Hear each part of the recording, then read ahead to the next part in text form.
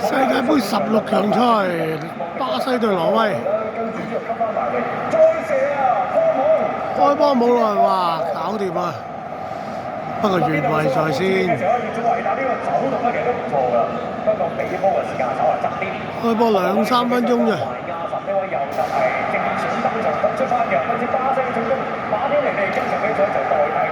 12碼。關鍵嘅咧就係出喺9分鐘嘅時間，亞爾因為落腳鏟到古雅12碼出嚟，明顯嘅12碼。呢個犯規先12碼都冇質疑性啦。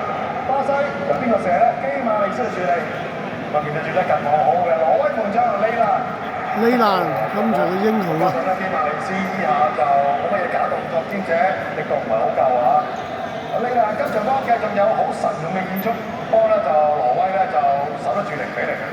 到上半場40分鐘嘅時候咧，亦都有雲尼素斯咧就爆呢一邊咧就復出嘅華亞神，華亞神就截咗個波急翻轉嚟，點知道我哋嗰度喺禁區咧就俾雲尼素斯偷咗個波，亦都咧就雲尼素斯話都係利蘭。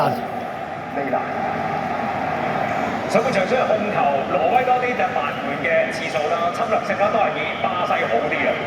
但今日遇上咗啱啱呢季其實喺西維爾都唔係正選嘅利蘭咧，有好實用嘅表現。大家關注嘅康來睇下，到底加比爾同埋荷蘭今場有幾多次較量啦？就彈咗落嚟，奧迪加特，奧隊爭啲啊！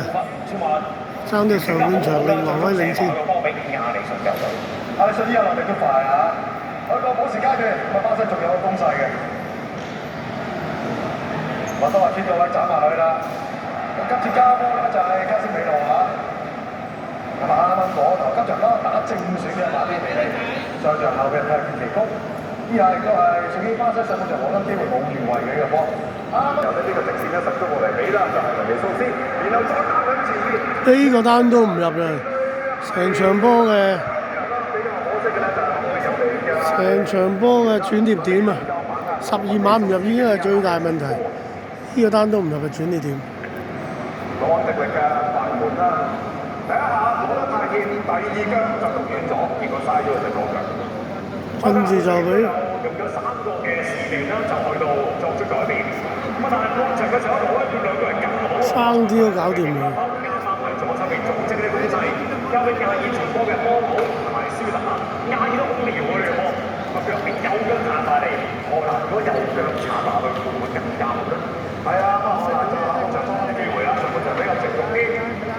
我見到咧左邊去啦，荷蘭得夏倫，打贏咗對手啊！睇睇，荷蘭得贏咗咧對手嘅冇對手啦，係啊，加比爾啊！荷蘭嘅頭場1-0咧就幫挪威下半場咧攞到領先優勢。去到85分鐘嘅時候咧，後邊嚟嘅丹尼路沙杜士塞埋中間啦。呢個波又係轉捩點，3個轉捩點，呢個波笠死自己嘅呢個烏龍波。成季屈屈不得志喺西班牙西維爾屈屈不得志嘅利蘭。利蘭咧將佢冇咗，落幫佢啦，冇翻直波。咁啊啱啱將個波咧打翻走，換再嚟啦，就俾你嘅時候蘇黎巴西夏倫哇一立網仔啊，幾定當啊！入波波之後，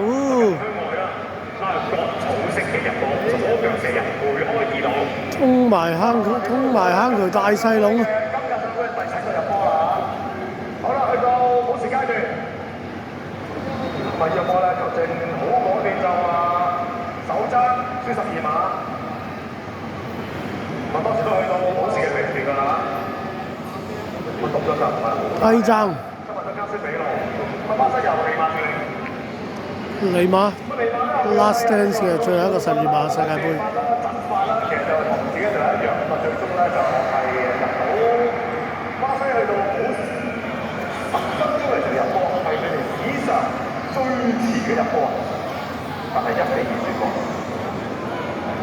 之前對日本隊已經係遲㗎啦，今次仲遲啊！巴西定係挪威都好啦，攻勢咧都係多咗㗎。